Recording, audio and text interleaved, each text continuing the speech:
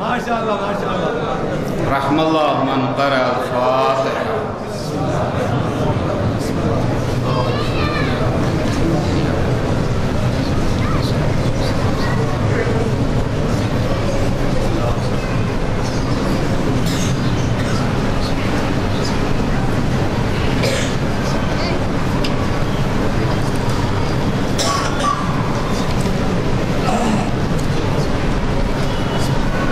لا حول ولا قوة إلا بالله العلي العظيم. حسبنا الله نعم المولى ونعم النصير. أعوذ بالله من الشيطان اللعين الرجيم. بسم الله الرحمن الرحيم. الحمد لله الذي علا بحوله ودنا بطوله. نحمده على عواطف کرمه وسوابغ نعمه. الصلاة والسلام التحية والإكرام على الرسول الأمي المكي المدني القرشي الهاشمي الرسول المسدد المصطفى الأمجد حبيب إله العالمين المخاطب بطه وياسين سيدنا ومولانا بالقاسم محمد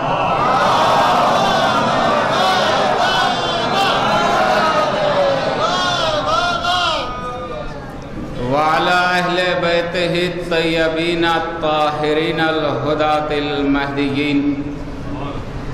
ورحمة الله على محبيهم ولعنة الله على أعدائهم أجمعين من الآن إلى قيام يوم الدين. أما بعد فقد قال الله الحكيم في كتابه الكريم وهو أصدق الصادقين. بسم الله الرحمن الرحيم. إنما المؤمنون الذين إذا ذكر الله وجلت قلوبهم وَإِذَا تُلِيَتْ عَلَيْهِمْ آيَاتُهُ زَادَتْهُمْ إِيمَانًا وَعَلَى رَبِّهِمْ يَتَوَكَّلُونَ. صلوات علیکم.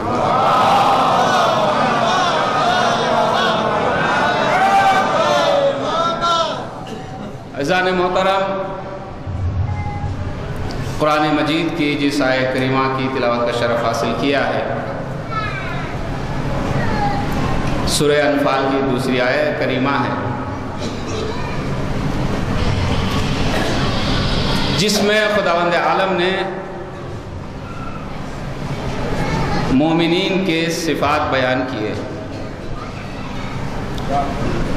مجمع مومنین کا ہے، سننے والے مومنین ہیں. کیا ہی اچھا ہوگا کہ ہم اپنی تصویر کو قرآن کے آئینے میں دیکھیں.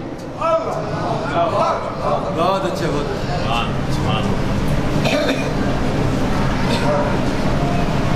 قرآن میں ارشاد ہے کہ انما المؤمنون الذین اذا ذکر اللہ وجلت قلوبہم. بس مومن وہ ہیں کہ جب ذکر خدا سنتے ہیں تو ان کے دل کھل جاتے ہیں. ذکر کی یہ تاثیر ہے کہ اس ذکر میں یہ تاثیر ہے کہ مومنین کے دل کو نورانی کر دیتا ہے. دنیا میں بہت ذکر ہے، اس ذکر کی خصوصیت یہ ہے، خدا نے حدیث قدسی میں بھی کہا ہے کہ تم میرا ذکر کرو میں تمہارا ذکر کروں گا. تم تنہائی میں میرا ذکر کرو، مجمع میں میں تمہارا ذکر کروں گا.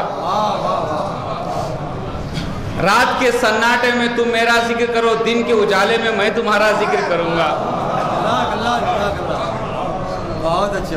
انسانوں کے درمیان تم میرا ذکر کرو، ملائکہ کے درمیان میں تمہارا ذکر کروں گا. تم بندہ ہو کر میرا ذکر کرو، میں خدا ہو کر تمہارا ذکر کروں گا.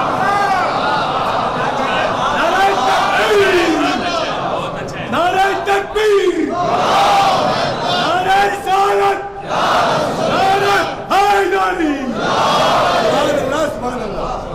تم محدود ہو کر میرا ذکر کرو، میں لامحدود رہ کر تمہارا ذکر کروں گا۔ تمہارا ذکر ختم ہو جائے گا، میرا ذکر ختم نہ ہونے والا ہے۔ اسی لیے ذکر میں اتنا مرتبہ ہے کہ یا من ذکرہ شرف للذاکرین، ذکر اتنا بلند ہے، ذکر اتنا بلند ہے کہ اس ذکر کی بلندی کی وجہ سے ذاکر کو بلندی مل جاتی ہے۔ یہ مومنین کی صفات میں سے ہے کہ جب وہ ذکر خدا سنتے ہیں تو ان کے دل کھل جاتے ہیں۔ وَإِذَا تُلِيَتْ عَلَيْهِمْ آيَاتُهُ زَادَتْهُمْ ایمانا، جب ان کے آگے آیات خداوندی کی تلاوت کی جاتی ہے تو ان کا ایمان بڑھتا ہی چلا جاتا ہے، بڑھتا ہی چلا جاتا ہے۔ اس آیت کریمہ کے ذیل میں یہ بات معلوم ہو گئی کہ ایمان کسی منزل پہ رکنے کا نام نہیں ہے، ایمان مسلسل بڑھتا ہی چلا جاتا ہے۔ اس لیے کہ جس مومن کے 2 دن برابر ہو گئے وہ مومن ہی نہیں ہے، وہ انسان گھاٹے میں ہے کہ جس کے 2 دن برابر ہو گئے۔ تو لہذا ہر آنے والا دن پچھلے دن کی بنسبت بہتر ہونا چاہیے۔ تو اسی لیے نمازیں تکرار نہیں ہیں، یہ مجلسیں تکرار نہیں ہیں، بلکہ مسلسل ترقی کا ایک زینہ ہے۔ وَعَلَىٰ رَبِّهِمْ يَتَوَكَّلُونَ، مومن کی تیسری صفت یہ ہے کہ وہ ایرے غیرے پہ توکل نہیں کرتے، ایرے غیرے پہ بھروسہ نہیں کرتے، وہ صرف اپنے پروردگار پر ہی بھروسہ کرتے ہیں۔ عزیزان محترم، ہمارے پاس ایک بہت ہی نایاب چیز موجود ہے، بہت ہی قیمتی چیز موجود ہے، لیکن افسوس کہ اس کی قیمت کا پتہ ہم کو خود نہیں ہے۔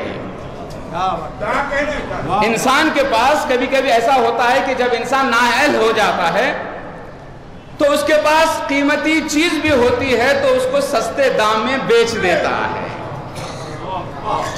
ایک نااہل کے پاس ہیرا پہنچ جائے، ہیرا مل جائے، چونکہ وہ نااہل ہے، جوہر شناس نہیں ہے، لہذا کم دام میں اس کو بیچ دیتا ہے۔ خود اپنی قیمت کا اندازہ نہیں ہوتا، اس کو ہیرے کی قیمت کا اندازہ نہیں ہوتا، خود نہیں جانتا، کم از کم جوہر شناس کے پاس اس کی قیمت کا پتہ لگانا چاہیے۔ اسی طرح ایمان ایک بہت قیمتی چیز کا نام ہے کہ جس کو کم ناپ تول میں بیچا نہیں جا سکتا، جھوٹ بول کر نہیں بیچا جا سکتا، دھوکہ دے کر نہیں بیچا جا سکتا۔ اس کی قیمت کیا ہے؟ ذات پروردگار بتاتا ہے کہ ان اللہ اشترى من المؤمنین انفسهم واموالهم بان لهم جنہ، خدا خریدار ہے مومنین کے نفسوں کو اور ان کے مالوں کو، کس کے مقابل میں؟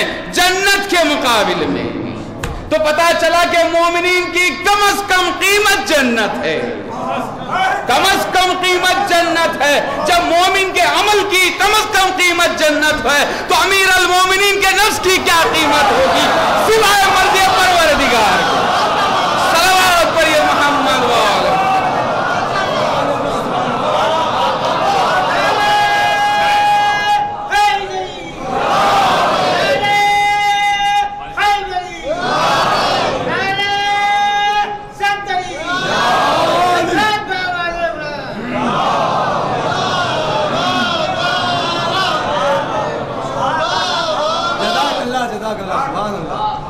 اور قیمت دے کر خوش نہ ہو جائیے، قیمت دے کر خوش نہ ہو جائیے، خوشی اس بات پہ ہونی چاہیے کہ خریدار خدا ہے، خریدار کوئی دوسرا نہیں ہے، خریدار وہ ہے جس نے ہم کو پیدا کیا، اور اس خریدار کی خصوصیت یہ ہے کہ وہ ذرے ذرے کو بھی خریدتا، یا من یقبل الیسیر ویعفو عن الکثیر، یعنی اس کی نگاہ میں کم عمل کوئی کم عمل نہیں ہے، اگر خلوص نیت کے ساتھ ہے تو ذرہ بھی آفتاب بن جاتا ہے۔ ایک مومن کی قیمت ہے، اور دوسری چیز جو مومن کے پاس ہے وہ ہے مومن کی طاقت۔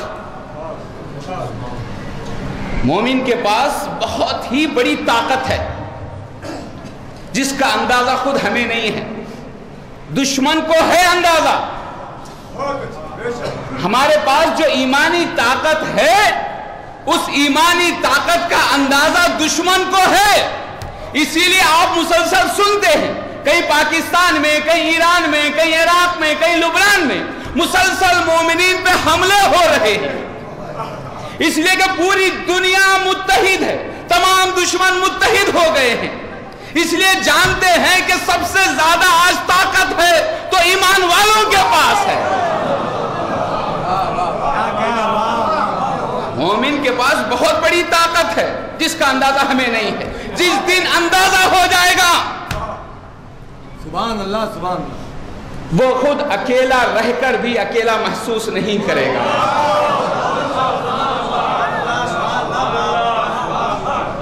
دیکھیں طاقت کا تصور کیا ہے دنیا میں.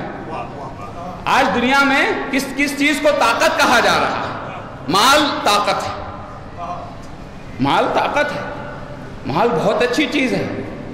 مال ایسی چیز ہے جس سے بہت کچھ حاصل کیا جا سکتا ہے. طاقت ہے مال. اس مال کے ذریعے سے زبان خریدی جا سکتی ہے. مال کے ذریعے سے قلم خریدے جا سکتے ہیں.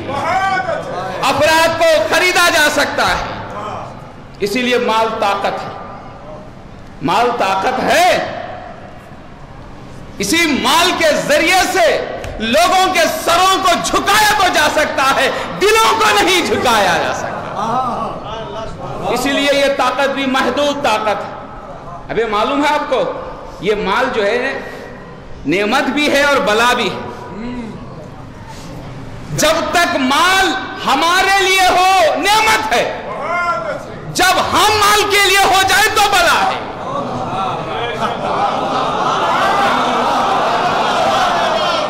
بات واضح نہیں ہے، بات واضح نہیں ہے. میں بات واضح کر کے آگے بڑھوں. دیکھیے مال ضروریات زندگی کے لیے بے حد ضروری ہے. غافل نہ ہو جائیں. ضروریات زندگی کے لیے بے حد ضروری ہے اور جائز خواہشات بھی اس مال کے ذریعے سے پورا کیا جا سکتا ہے. لیکن جب مال بڑھتا ہے تو ایک ایسی منزل پہ پہنچ جاتا ہے مال جوز جان بن جاتا ہے. مال کب تک اچھا ہے؟ جب تک کہ جوز جان نہ بنے. جب مال جوز جان بن جاتا ہے، اب مال کی تعریف بھی کیے دیتا ہوں. سُمِّيَ الْمَالُ مَالًا لِأَنَّهَا تَمِيلُ الْقُلُوبُ إِلَيْهِ. مال کو مال اس لیے کہا جاتا ہے کہ جب مال بڑھتا ہے تو دل اس کی طرف جھکتا ہوا چلا جاتا ہے. جب تک جوز جان نہ ہو مال بہت اچھا. جب جوز جان ہوتا ہے تو یہی مال بلا بن جاتا ہے، آفت ہو جاتی ہے. اب ایسے وقت انسان جان دے دیتا ہے، مال نہیں دیتا ہے. مال طاقت ہے لیکن یہ طاقت بھی بہت محدود ہے. اور اس کے بعد افراد بھی طاقت ہے. کثرت طاقت ہے. زیادہ تعداد کا ہونا طاقت ہے. اسی لیے جن کے بڑے بڑے خاندان ہیں وہ اپنے آپ طاقت کا احساس کرتے ہیں کہ ہمارا بڑا خاندان ہے، ہمارا بہت بڑا قبیلہ ہے، ہمارے افراد زیادہ ہیں، ہمارے خاندان کے لوگ زیادہ ہیں. تو پتا چلا کہ افراد بھی طاقت ہے. لیکن مصیبت یہ کہ افراد بھی فانی ہیں. ہمیشہ افراد طاقت نہیں. کبھی کبھی ایسا ہوتا ہے کہ ایک فرد بھی ہزاروں افراد پہ بھاری ہو جاتا ہے. کم من فئۃ قلیلہ غلبت علی فئۃ کثیرہ. کتنے ایسے گروہ ہیں جو چھوٹے گروہ کثیر گروہ پہ غالب آ گئے. اس لیے کہ خدا کی نگاہ میں کثرت افراد معیار نہیں ہے، کثرت عمل بھی معیار نہیں ہے. وزن عمل، حسن عمل معیار ہے. اب قرآن اٹھا کر دیکھیں. قرآن میں جناب ابراہیم کو امت کہا گیا، ملت کہا گیا. اپنے زمانے میں جناب ابراہیم اکیلے ہیں، یکتا پرست. کان ابراہیم امتاً قانتاً للہ حنیفا. ملت کہا گیا، امت کہا گیا، یعنی جماعت. ایک فرد ہے، وہ ایک فرد خدا کی نگاہ میں جماعت کہلائی جا رہی ہے. اس لیے کہ جب اس کے ایمان کا وزن خدا سے مل جاتا ہے، ایمان میں وزن بڑھ جاتا ہے، تو خدا کی نگاہ میں وہ ایک نہیں ہوتا، وہ جماعت ہوتی ہے. اب یہ نہ کہنا کہ کربلا میں 72 افراد تھے. عدد کے اعتبار سے سنیں، عدد کے اعتبار سے 72 تھے، وزن کے اعتبار سے 72 جماعتیں تھیں.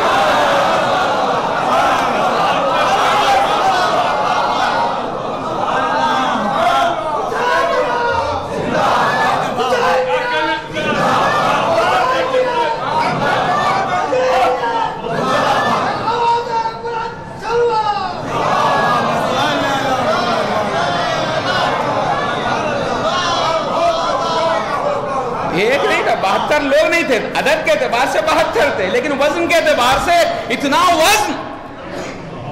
اسی لیے تو دشمن کو احساس تھا، ان کے وزن کا احساس دشمن کو تھا، اسی لیے ایک کے مقابل میں ہزاروں کو بھیجا جاتا تھا. دیکھیں عرب میں دستور جنگ یہ تھا کہ جب جنگ شروع ہوتی تھی دونوں طرف ہوتے تھے، مقابل میں دشمن کے کھڑے ہوتے تھے. ادھر سے ایک آتا تھا، ادھر سے ایک آتا تھا، ادھر سے ایک آتا تھا، ادھر سے آتا تھا.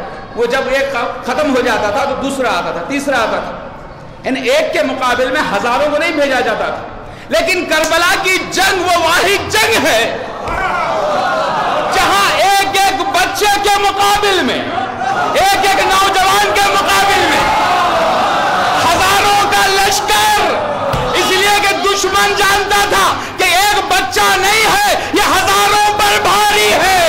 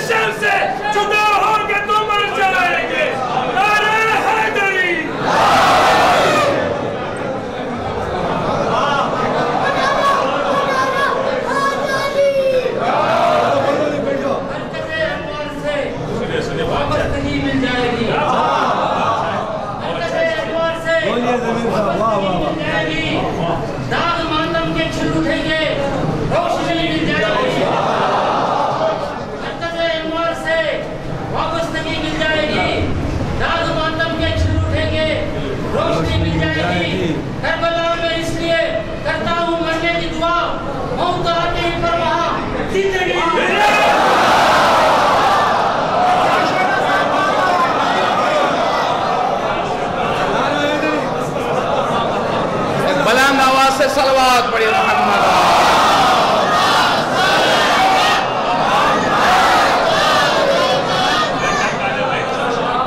محترم توجہ فرمایا آپ نے.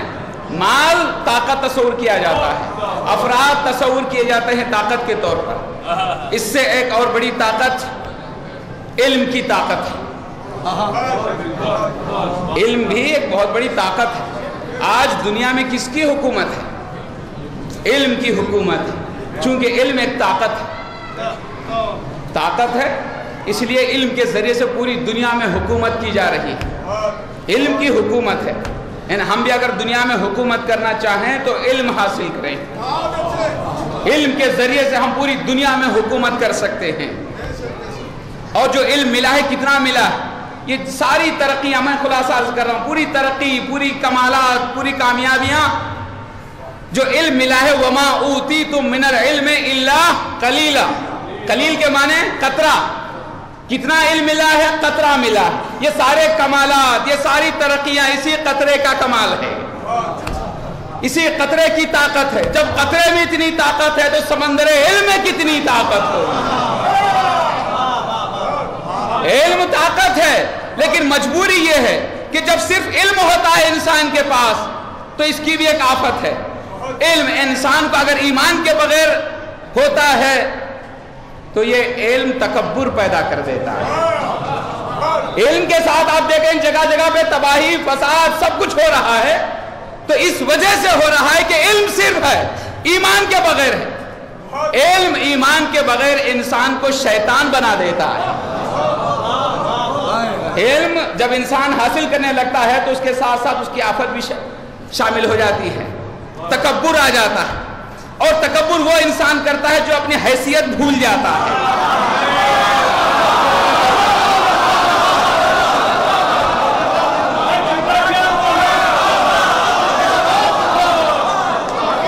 اسی تکبر کے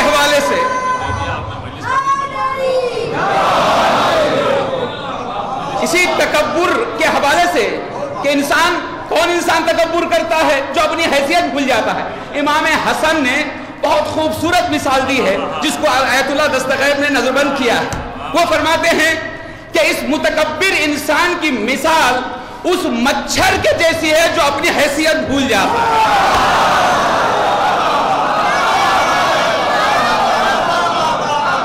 امام نے مثال دی ہے کہ ایک مرتبہ مچھر درخت پہ بیٹھا ہوا تھا، چونکہ وہ اپنی حیثیت بھول گیا تھا، لہذا جب اڑنے کا وقت آیا تو مچھر درخت سے کہتا ہے کہ اے درخت ذرا سنبھل، میں اڑنا چاہتا ہوں۔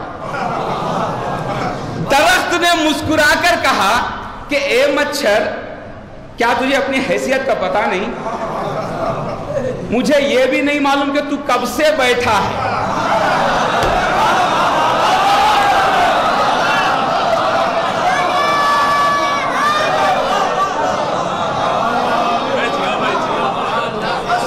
یہ بھی نہیں معلوم کہ کب سے بیٹھا، اس لیے کہ مچھر کو صرف اپنی ذات دکھائی دیتی تھی۔ تو علم کی آفت ہے تکبر، اس لیے علم طاقت ہوتے ہوئے بھی محدود طاقت ہے۔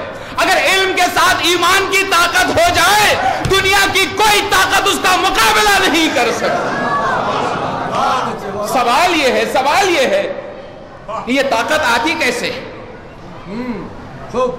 اہل ایمان کا مجمع ہے، میں عرض کر رہا ہوں، یہ طاقت کیسے آتی ہے؟ یہ ایمانی طاقت کیسے آتی ہے؟ کھانے میں طاقت ہے؟ بعض لوگ کہتے ہیں کہ نہیں، جتنا زیادہ کھائیں گے اتنی زیادہ طاقت ہوگی۔ نان ویج کھائیں گے، گوشت کھائیں گے تو زیادہ طاقتور ہو جائیں گے، ورزش کریں گے تو طاقتور ہو جائیں گے۔ جو لوگ یہ سوچتے ہیں کہ کھانے میں طاقت ہے، وہ آ کر علی کے دسترخوان میں نگاہ ڈالیں۔ جو کی سوکھی روٹی اور نمک کھانے والا، اتنی طاقت آئی کہ 2 انگلیوں میں باب خیبر اکھاڑ دیا۔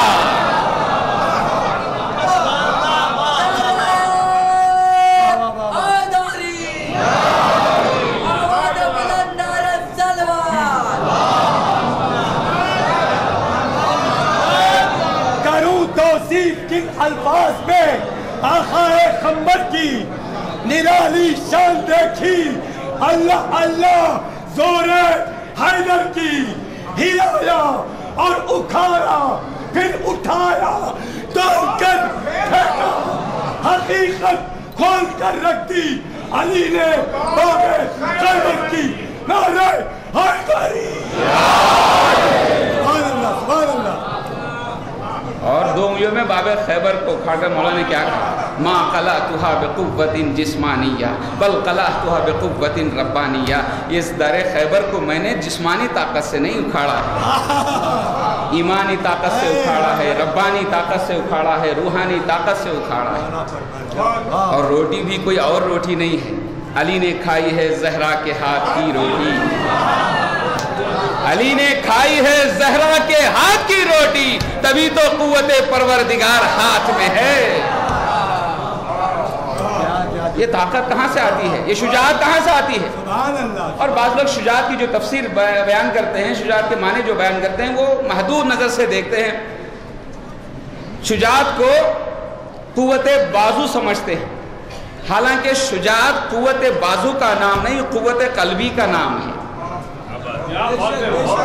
شجاعت قوت بازو کا نام نہیں ہے، قوت قلبی کا نام ہے۔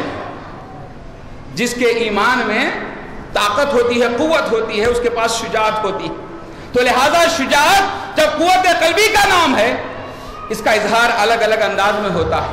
کبھی بازو کی طاقت سے ہوتا ہے, کبھی زبان سے ہوتا ہے, کبھی رفتار سے ہوتا ہے, کبھی گفتار سے ہوتا ہے. بے دینوں کے درمیان رہ کر اپنے دین کی حفاظت کرنا شجاعت ہے. بے پردہ ماحول میں ایک خاتون کا پردے کے ساتھ نکلنا شجاعت ہے.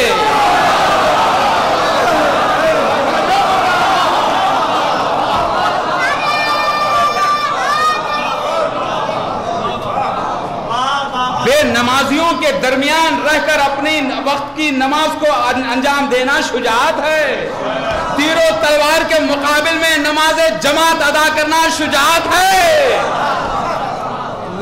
ہرملا جیسے پہلوان کے مقابل میں تیر سے شعبہ دے کر ایک بچے کا مسکرانا شجاعت ہے.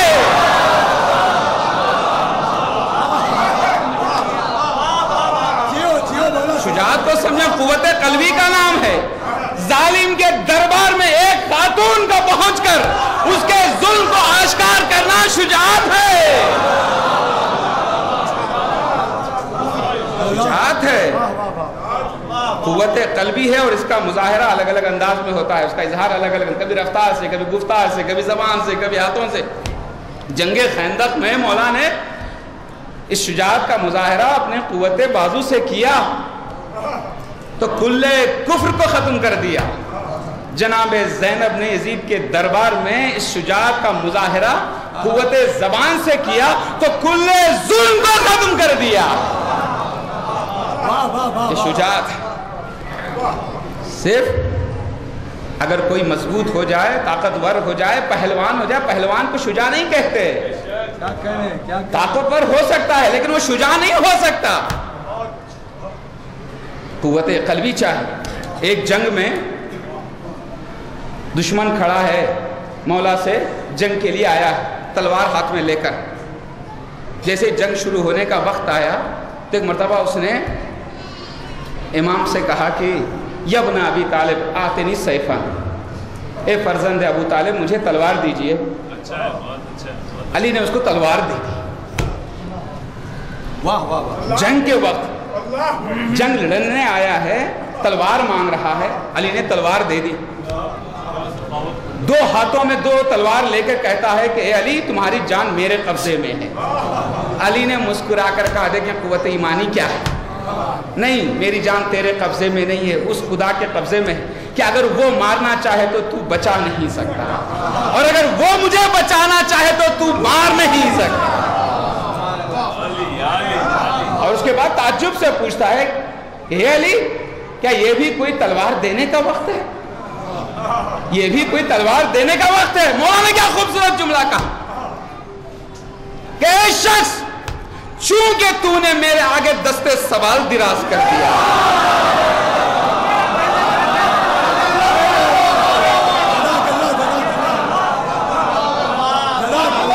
دستے سوال دراز کیا تو علی کی غیرت کو گوارا نہ ہوا کہ میرے آگے ہاتھ پھیلا ہوا ہو اور خالی لوٹا دیا جائے. جیسے ہی مولا کے جملے کو سنتا ہے قدموں پہ سر رکھ دیتا ہے, کہتا یا علی کلمہ پڑھائیے. آیا تھا علی کی جان لینے کے لیے, علی پہ جان دینے کے لیے تیار ہو گیا. جملہ دے رہا ہوں عزیزو, جملہ دے رہا ہوں, علی وہ تنہا مجاہد ہے کہ جس نے اپنی کردار سے میدان جنگ کو میدان تبلیغ میں بدل دیا.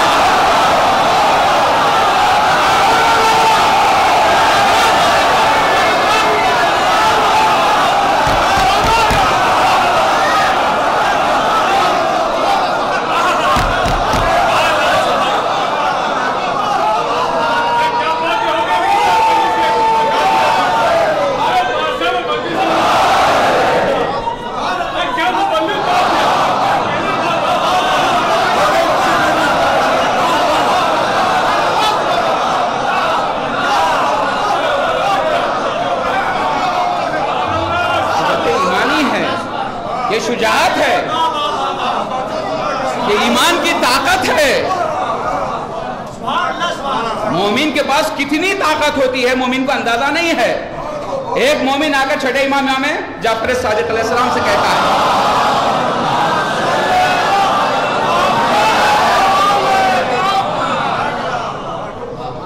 اے فرزند رسول بتائیے مومن کے پاس کتنی طاقت ہے؟ مومنین کے مجمع میں یہ طاقت کا مظاہرہ کر رہا ہوں. کہتا ہے اے فرزند رسول بتائیے مومن کے پاس کتنی طاقت ہے؟ امام نے ایک درخت کو اشارہ کر کے کہا مومن کے پاس اتنی طاقت ہے کہ اگر وہ درخت کو اشارہ کرے تو چلتا ہوا ہے. ابھی اس مومن نے دیکھا کہ وہ درخت چلتا ہوا آ رہا تھا. امام نے کہا کہ رک جا میں مثال دے رہا تھا.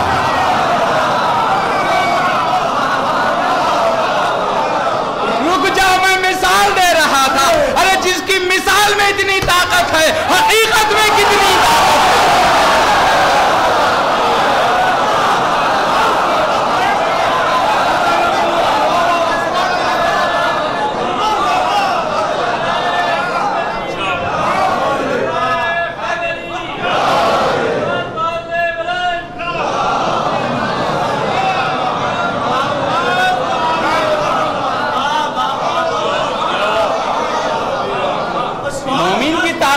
مومن کے پاس طاقت ہے اور یہ طاقت ہر مومن کے پاس ہے. درخت کی طرف کیوں اشارہ کیا؟ اس لیے کہ درخت راکد، درخت ساکن ہے. ساکن کو حرکت میں لانا یہ دنیا کی طاقت کی بس کا بات نہیں. اب جتنا مال جمع کر دیجئے، جتنے افراد جمع کر دیجئے، درخت کو کاٹ کر تو لا سکتے ہیں لیکن اسی حالت میں درخت کو لا نہیں سکتے. ساکن درخت کو حرکت میں لانا اس کے لیے ایمانی طاقت چاہیے. اور یہ طاقت کیسے آتی ہے؟ کیا کہنے کیا کہنے. دیکھیے ہر چیز کا ایک اثر ہوتا ہے.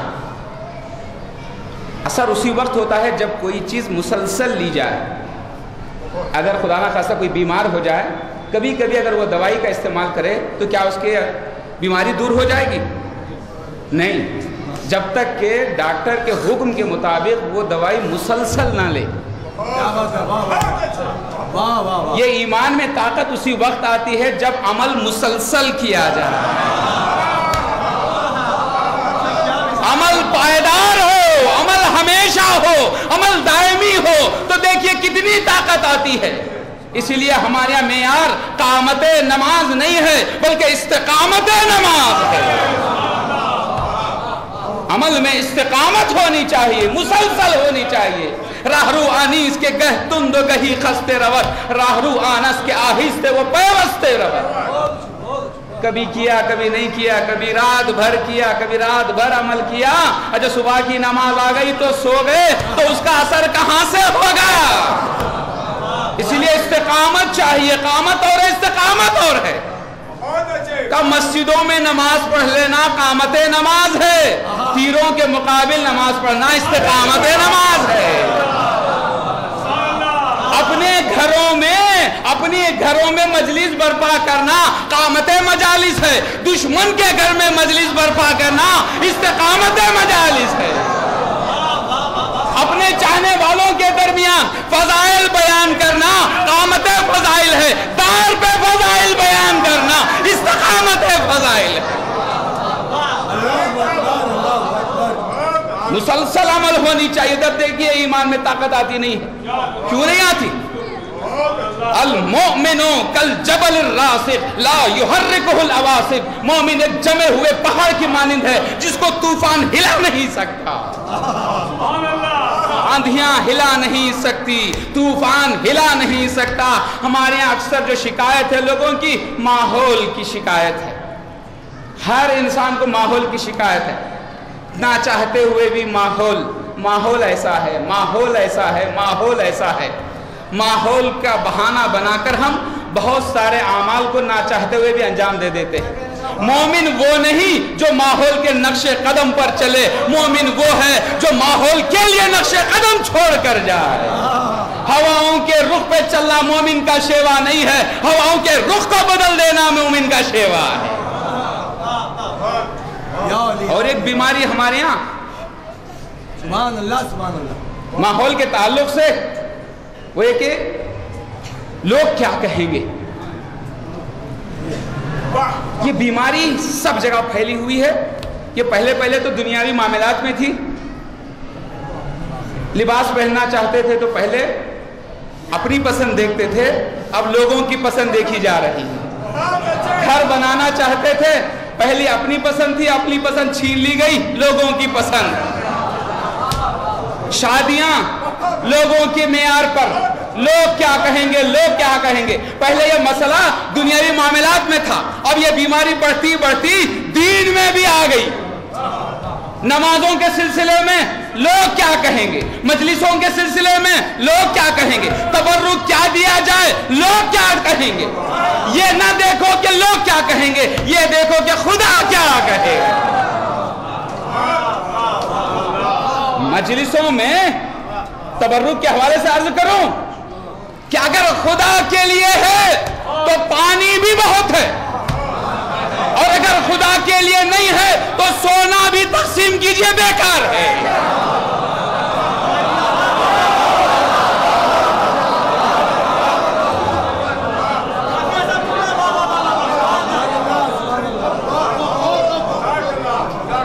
اس لیے کہ میرا عقیدہ ہے, پر احترام کے ساتھ اس جملے کو سنیں, میرا عقیدہ ہے کہ مجلس کا اصل تبرک وہ نہیں جو مجلس کے بعد پڑھتا ہے, مجلس کا اصل تبرک وہ ہے جو منبر سے ملتا ہے. تبرک وہ دیا جائے جو سننے والے کے دنیا میں بھی قائم آئے اور آخرت میں بھی کام آئے, دونوں جہاں میں کام آئے, زندگی میں بھی کام آئے, مرنے کے بعد بھی کام آئے. مومن وہ ہوتا ہے. کیا کہنے, کیسے جیئیں, یہ بڑا مشکل مرحلہ ہے. امام نے جینے کا سلیقہ بھی بتایا مومنین کے لیے. امام علی نے جینے کا سلیقہ بھی بتایا. کن کن نحلہ اذا اکلت اکلت طیبہ واذا وضعت وضعت طیبہ واذا وقعت علی عود لم تکسر ہو. امام علی فرماتے ہیں کہ تم شہد کی مکھی کی طرح سے جیو.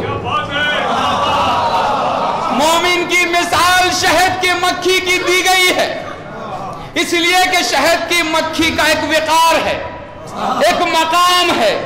تمام جانوروں میں, تمام حیوانات میں, تمام مخلوقات میں ایک وقار ہے جس کی تعریف قرآن میں بھی ملتی ہے. پورا سورہ شہد کے مکھی کے نام نازل کیا گیا. تم بھی شہد کی مکھی کی طرح سے بن جاؤ. اس لیے کہ شہد کی مکھی کی اس حدیث میں 3 خصوصیتیں بیان کی. اذا اکلت اکلت طیبہ, جب وہ کھاتی ہے تو پاک کھاتی ہے.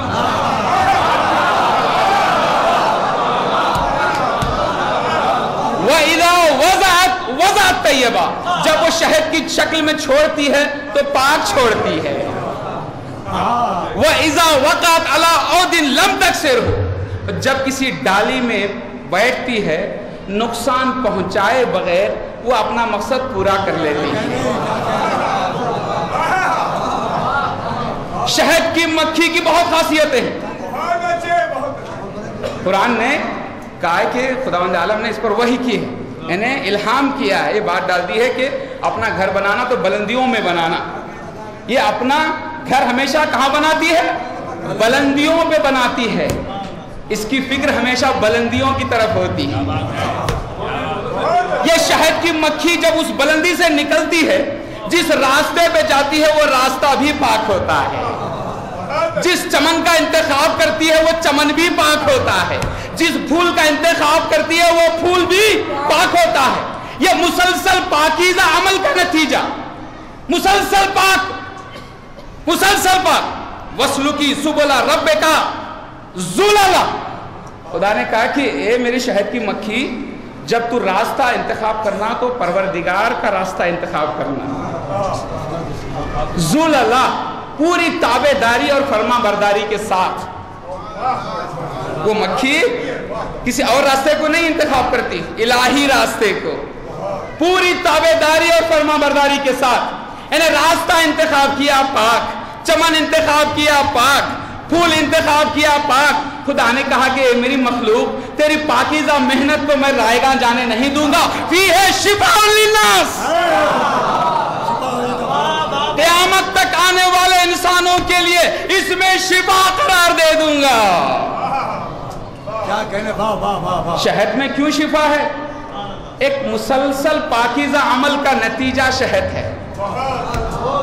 ایک مسلسل پاکیزہ عمل کا نتیجہ. اب پتا چلا خاکے کربلا کیوں خاکے شفا ہے. امام حسین نے اپنے پاکیزہ نیت کے ساتھ جس راستے کا انتخاب کیا وہ راستہ پاک، جن افراد کا انتخاب کیا وہ افراد پاک، جس سرزمین کا انتخاب کیا وہ سرزمین پاک. پاکیزہ عمل کے نتیجے میں جب اس سرزمین میں حسین نے خون بہایا، خدا نے کہا اے میرے حسین تیرا پاکیزہ عمل ہے، میں تیرے خون کو رائے گان جانے نہیں دوں گا، قیامت تک آنے والی ہر مخلوق کے لیے اس میں شفا قرار دے دوں گا.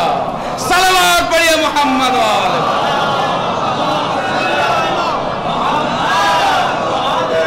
سبحان اللہ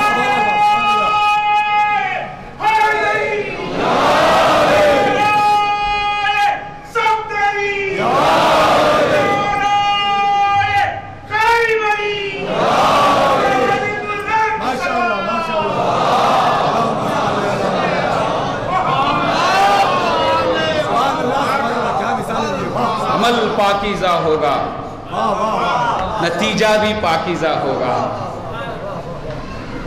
ہمیں بہت کہا گیا، ہمارے دنیا اور دین کو الگ کر دیا گیا کہ یہ دنیا کا کام ہے نہ کرو، یہ دین کا کام ہے کرو. دنیا کو دین سے بالکل الگ الگ الگ کہہ کے کر دیا گیا.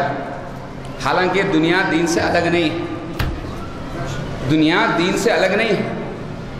ہر دنیا کا کام، توجہ کا طالب، ہر دنیا کا کام اگر خدا کے لیے ہے تو وہی دین ہے. اس لیے کہ گناہ کو، برے عمل کو انسان اللہ کے لیے نہیں کرتا، اس میں قربتاً اللہ کی نیت نہیں ہوتی. میں چوری کر رہا ہوں خدا نہ خواستہ قربتاً اللہ. نیت اس لیے فرض کی گئی ہے کہ عمل سے پہلے انسان انجام کو سوچ لے.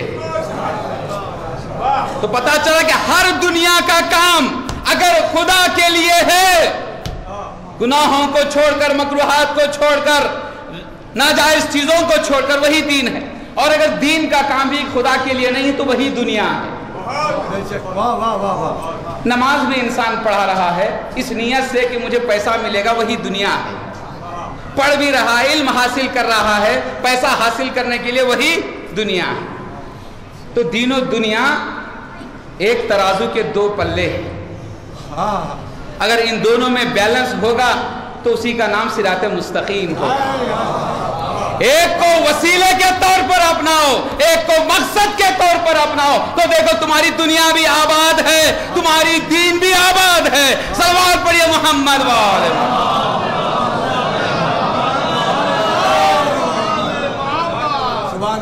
مومن کے پاس طاقت ہوتی ہے.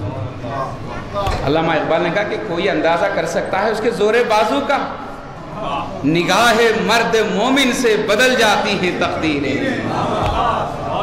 مومن کے زور بازو کا کون اندازہ لگا سکتا ہے؟ نگاہوں میں اتنی طاقت ہے، نگاہوں میں اتنی طاقت ہے کہ اس نگاہوں سے تقدیریں بدل جاتی ہیں. جب مومن کی نگاہوں میں اتنی طاقت ہے تو عباس کی نگاہوں میں کتنی طاقت ہوگی کہ اپنی نگاہوں سے پورے لشکر کو کیسے روک رکھا ہے. مومن جو ہے ذمہ دار ہوتا ہے. ذمہ دار انسان ہی کو مومن کہا جاتا ہے. ذمہ داری سے بھاگنا مومن کا شیوا نہیں ہے، ذمہ داری کو نبھانا مومن کا شیوا ہے. مومن کے ساتھ ساتھ مومنات کی بھی ذمہ داری ہوتی ہے. دیکھیں مومن کی ذمہ داری کیا ہے، مرد کی ذمہ داری اور عورت کی ذمہ داری کے حوالے سے میں عرض کروں. بعض عورتوں کے لیے احساس ہوتا ہے کہ جتنے نبی آئے ہیں سب کے سب مرد ہیں، 1,24,000 جتنے نبی ہیں سب کے سب مرد ہیں، ان میں کوئی عورت نہیں. اب جتنے کم از کم ہمارے پاس نام ہیں اس میں سب مرد ہیں، اس میں کوئی عورت نہیں. جتنے امام ہیں سب کے سب مرد ہیں، اس میں کوئی عورت نہیں. مرجع تقلید کے لیے بھی شرط ہے کہ وہ مرد ہو. مقلد جو ہے وہ مرد ہونا ضروری ہے. شرائط تقلید میں مقلد ہو، مجتہدہ عورت ہو سکتی ہے لیکن مقلد نہیں ہو سکتی، مرجع تقلید نہیں ہو سکتی. امام جمعہ کے لیے شرط ہے کہ وہ مرد ہو. اب عورتوں کے لیے کوئی ذمہ داری نہیں دی گئی. جتنی ذمہ داریاں ہیں مردوں کے کندھوں پہ رکھی گئی. خدا نے اس سے بڑھ کر ذمہ داری عورتوں کے کندھوں پہ ڈال دی ہے، اس سے بڑھ کر ذمہ داری ڈالی۔ عورتوں کا کام نبی بننا نہیں ہے۔ چنانچہ ایک عورت نے یمن میں نبیہ ہونے کا دعویٰ کر دیا۔ اس سے کہا گیا کہ پیغمبر نے کہا ہے کہ میرے بعد کوئی نبی نہیں ہوگا، تو یہ کیا دعویٰ کرتی ہے؟ تو اس نے کہا کہ رسول نے یہ ضرور کہا ہے کہ میرے بعد کوئی نبی نہیں ہوگا، یہ تھوڑی کہا ہے کہ نبیہ بھی نہیں ہوگی۔ اس نے کہا ہے کہ جب نبی نہیں ہو سکتا تو نبیہ کہاں سے ہوگی؟ تو عورتوں کا کام، عورتوں کی ذمہ داری نبوت کی نہیں ہے، رسالت کی نہیں، امامت کی نہیں ہے۔ عورتوں کی ذمہ داری یہ ہے کہ اپنے دامن تربیت میں نبیوں کو پروان چڑھائیں، اماموں کو تربیت کریں، ایسے امام نبی کے لوگوں کے حوالے کریں جیسے حسن و حسین کو فاطمہ زہرا نے حوالے کیا۔ عورت مشتہرہ بن سکتی ہے اور اپنے دامن تربیت سے مرجع تقلید کو قوم کے حوالے کر سکتی ہے۔ عورت امام جمعہ نہیں بن سکتی، لیکن اپنے دامن تربیت سے امام جمعہ کو قوم کے حوالے کر سکتی ہے۔ یہ ذمہ داری خواتین، تو اہم رول ہے خواتین کا۔ اس لیے امام خمینی نے کہا کہ مرد از دامن زن بمعراج میروت، مرد جو ہے عورت کے دامن سے اس کی تربیت کے زیر اثر ہی معراج تک پہنچ جاتا ہے۔ وہ کردار شہزادی نے دنیا والوں کے سامنے پیش کیا کہ اپنی تربیت کے ذریعے سے حسن و حسین جیسے امام کو ہمارے حوالے کر دیا۔ 11 امام کا وجود کردار فاطمہ کا نتیجہ ہے۔ کون شہزادی، کون فاطمہ؟ وہ رسول جو کائنات کے لیے رحمت بن کر آیا تھا، اس رسول رحمت کے لیے رحمت ہیں شہزادی فاطمہ۔ اسی لیے آپ کا لقب ہے ام ابیہا، اپنے باپ کی بھی ماں ہیں۔ ایسے شفقت کے ساتھ اپنے باپ سے پیش آتی ہیں جیسے ایک ماں پیش آتی ہے۔ کیا رحمتیں، کیا برکتیں، کیا شفقتیں، کیا مہربانیاں شہزادی کی اپنے باپ کے حوالے سے۔ سلام ہو اس شہزادی پر۔ آپ کے القاب میں سے ایک لقب ہے ممتحنہ۔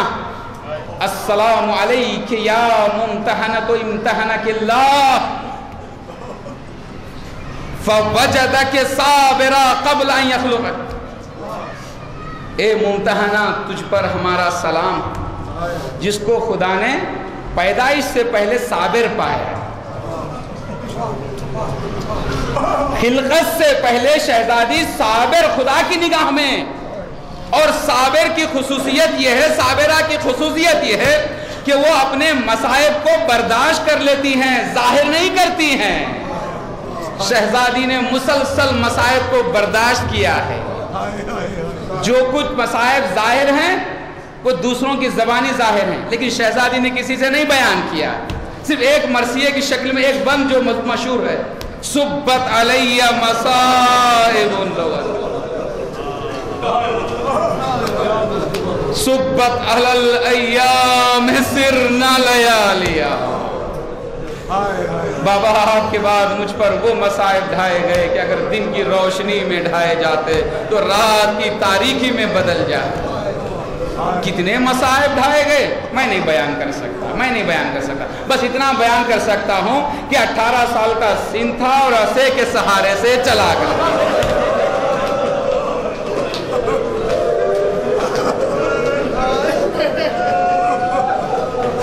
ایسے محسوس ہوتا تھا کہ کوئی 80 سال کی بڑھیا چل رہی ہے۔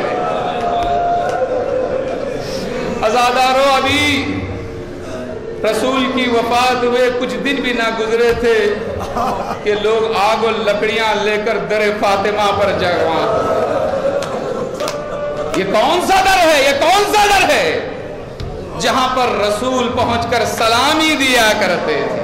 مسلسل رسول کی زندگی کے آخری ایام میں رسول کا یہی دستور تھا کہ صبح نماز کے بعد سیدھا خانے فاطمہ میں پہنچتے تھے، در فاطمہ پر رک کے سلامی دیا کرتے تھے۔ السلام علیکم یا اہل بیت النبوہ۔ یہ وہ در ہے کہ جس در پہ رسول پہنچ کر سلامی دیا کرتے ہیں، اور یہ لوگ آگ و لکڑیاں لے کر جمع ہو گئے ہیں اور کہتے ہیں فاطمہ فاطمہ علی کو چھوڑ دو ورنہ ہم در کو آگ لگا دیں گے۔ اور ایک مرتبہ فاطمہ زہرا نے ان کے احساسات کو بیدار کیا، ان کے نفسیات کو بیدار کیا کہ اگر تم مسلمان نہیں ہو تو کم از کم انسان تو ہو، تمہیں اتنا بھی پاس نہیں کہ اس گھر میں چھوٹے چھوٹے بچے حسن و حسین بھی رہتے۔ ان آنے والے ظالموں نے بچوں پہ بھی رحم نہیں کیا، بس عزادارو قیامت آ گئی، دروازے میں آگ لگا دی، چلتا ہوا دروازہ فاطمہ کے پہلو پہ گرایا گیا۔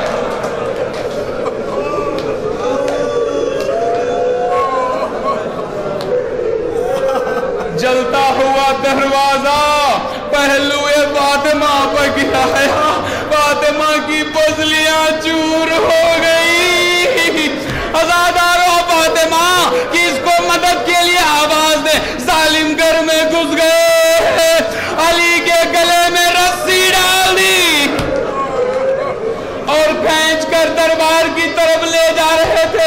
عزادارو اس مصیبت میں بھی صابرہ ہے نا، مظلومہ ہے نا، آج فاطمہ اپنا درد بھول گئی۔ ایک مرتبہ حسن و حسین کو آواز دینے لگی، حسن و حسین آئے، آہستہ سے اٹھی، کہا چلو دربار کی طرف چلتے ہیں۔ ارے گھر کے باہر نکلی اور کہتی جاتی تھی ظالمو علی کو چھوڑ دو، علی کو چھوڑ دو ورنہ میں آگ لگا میں اپنے سر کو پریشان کر دوں گی۔ عزادارو تاریخ کہتی ہے، جناب سلمان کہتے ہیں جیسے جناب زہرا نے یہ کہا میں نے خود آنکھوں سے دیکھا مسجد نبوی کی دیواریں بلند ہو گئی، اتنی بلند ہوئی کہ لوگ آیا جایا کرتے تھے۔ میں ہاتھوں کو جوڑ کر کروں گا، کہوں گا شہزادی آپ عصمت کبریٰ کی مالک ہیں، یہ مدینہ ہے، ابھی آپ کے سر پہ چادر باقی ہے، اے شہزادی آپ کی بیٹیاں کوفہ و شام کے بازار۔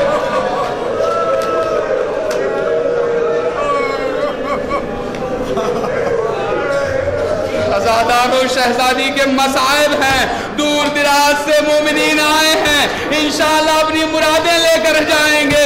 سب سے بڑی مراد یہ ہے کہ شہزادی ہمارے عمل کو قبول کر لے۔ عزادارو ایک بڑی مصیبت جو بیان کی جاتی ہے اس کو آپ نے سن لیا، یعنی چلتا ہوا دروازہ پہلو پہ گرایا، آپ نے سن لیا۔ ایک دوسری مصیبت اس دروازے کے گرانے کے ساتھ ساتھ تھی جس کو عام طور پہ بیان نہیں کیا جا سکتا، وہ مصیبت یہ تھی کہ جب دروازہ گرا تو اس دروازے میں بہت بڑی کیل تھی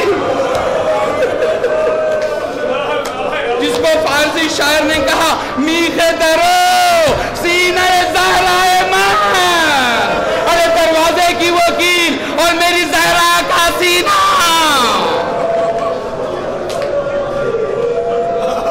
عربی شاعر نے بھی اس حوالے سے لکھا لستو ادری مل مسمار سل صدرہا خزانت الابرار۔ اے شاعر کہتا ہے کہ وہ جو کیل کا گہرا زخم تھا اس کے تعلق سے میں کچھ نہیں کہہ سکتا، اگر تم جاننا چاہتے ہو تو فاطمہ کے سینے سے دریافت کرو۔ یہ شہزادی کی مصیبتیں ہیں عزادارو، انہی ایام میں شہزادی اپنے مصائب کے ساتھ وقت گزار رہی تھی، کبھی پہلو شکستہ کا درد اور کبھی سینے کا درد، یہاں تک کہ جناب اسما کہتی ہیں کہ میں نے ایک مرتبہ کیا دیکھا کہ میری شہزادی مصلی عبادت میں کھڑی ہو کر نماز ادا کر رہی ہے، نماز ادا کر رہی ہے، نماز ادا کرتے ہوئے میں نے دیکھا کہ ایک مرتبہ قنوت کا وقت آیا تو شہزادی نے ایک ہاتھ قنوت کے لیے اٹھا لیا۔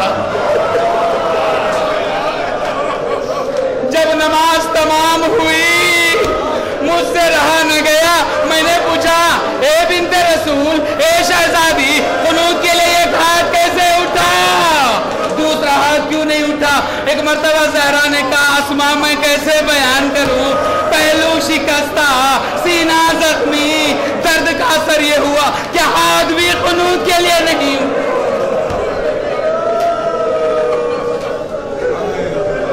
جزاک اللہ زہدارو۔ انہی ایام میں ایک مرتبہ بنت رسول حسن و حسین کو، زینب و کلثوم کو یتیم چھوڑ کر دنیا سے چلی۔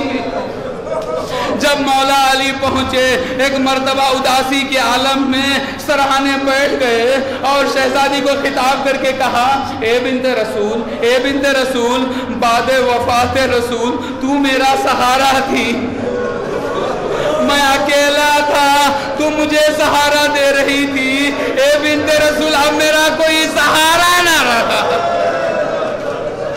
مولا کہتے ہیں، اے بنت رسول میں کس کو تسلی دوں، مجھے کون تسلی دینے والا؟ عزادارو وقت گزرا، میں مختصر کر رہا ہوں۔ علی نے ایک مرتبہ غسل دینا شروع کیا، غسل دیتے دیتے سلمان کہتے ہیں کہ علی کی چیخ نکلی، میں تڑپ گیا، تڑپ پر پوچھا، اے فاتح باب خیبر یہ چیخ کیسی؟ ایک مرتبہ روتے ہوئے علی نے کہا، سلمان پسلیاں چور ہو گئی۔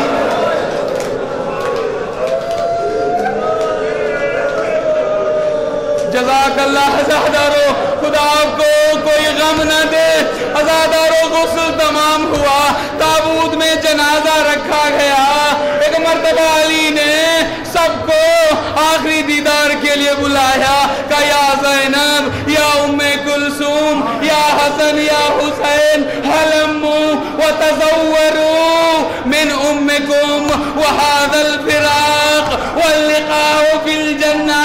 اے بچوں آؤ اپنی ماں کا آخری دیدار کر لو، آخری دیدار کر لو، اب تمہاری ماں کی تمہاری جدائی ہے۔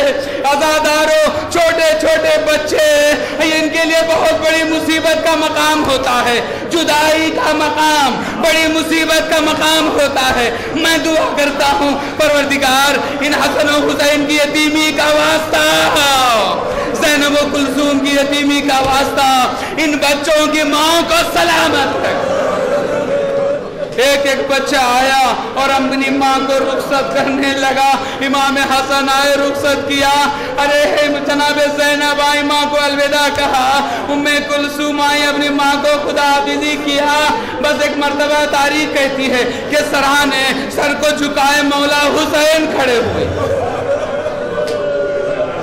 امام علی نے کہا، بیٹا حسین تم بھی اپنی ماں کو رخصت کر لو۔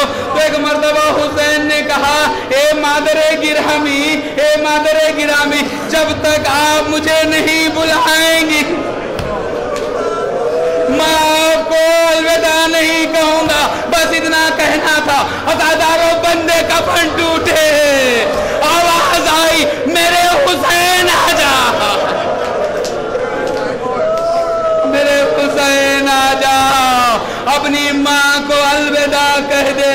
عزادارو حسین نے اپنا سینہ ماں کے سینے سے ملایا۔ عجب نہیں یہ وعدہ لیا ہو، اماں آپ مجھ سے جدا ہو رہی ہیں، اماں ایک وعدہ کرنا، اماں جب میں مصیبت میں پڑ جاؤں تو کیا آپ میری مدد کو آئیں گی؟ ارے میرا دل کہتا ہے کہ فاطمہ نے وعدہ کیا ہوگا۔ بس عزادارو یہ ماں اور بچے کا وعدہ تھا۔ عزادار عصر عاشور جب ایک مرتبہ حسین گھوڑے پہ اکیلا رہ گیا تو نظر یمین و شمالا، حسین نے کبھی دائیں نہیں دیکھا، کبھی بائیں دیکھا، اصحاب کی طرف دیکھا، کیا دیکھا؟ سب شہید ہو چکے ہیں۔ حسرت سے ایک مرتبہ فرات کا رخ کیا، دیکھا عباس، اے عباس کیا تم بھی میرے مدد نہیں کرو گے؟ آواز آئی، مولا موت نے مجبور کر دیا۔ جب کوئی مدد کے لیے سہارا نہ تھا، آخری مصیبت میں عزادارو بچے کو جو ذات یاد آتی ہے وہ ماں ہے۔ عزادارو زخمیوں میں چور ہے، کہیں تیر ہے کہیں تلوار ہے، ارے کہیں پہ یہ حسین زمین کی طرف آ رہا ہے، آتے ہوئے جنت البقیع کا رخ کیا ہوگا اور آواز دی ہوگی، اماں یہ حسین اکیلا ہے، اپنی گودی میں حسین کو سنبھالیے، اے اماں میری مدد کو آ جائیے، انا للہ و انا الیہ راجعون۔ الا لعنت اللہ علی القوم الظالمین، سیعلم الذین ظلموا ای منقلب ینقلبون۔ ربنا